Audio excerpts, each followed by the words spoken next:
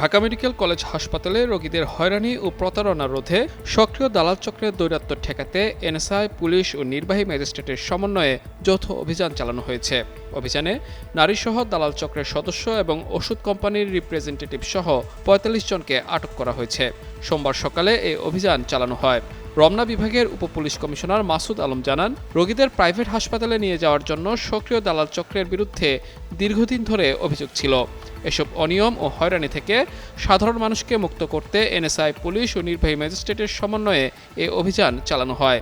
তিনি আরও জানান, আটককৃত ৪৫ জনের মধ্যে ৫ জন নারী এবং ১৮ থেকে ১৯ জন ওষুধ কোম্পানির রিপ্রেজেন্টেটিভ রয়েছেন। ডিসি মাসুদ আলম জানান, ওষুধ কোম্পানির রিপ্রেজেন্টেটিভদের কাছ থেকে মুচলেকা নিয়ে ভবিষ্যতে নিয়ম ভঙ্গ না করার শর্তে ছেড়ে দেওয়া হয়েছে। এছাড়া দালালসহ অন্যান্যদের বিরুদ্ধে ভ্রাম্যমাণ আদালতের মাধ্যমে আইনগত ব্যবস্থা নেওয়া হয়েছে বলেও জানান তিনি।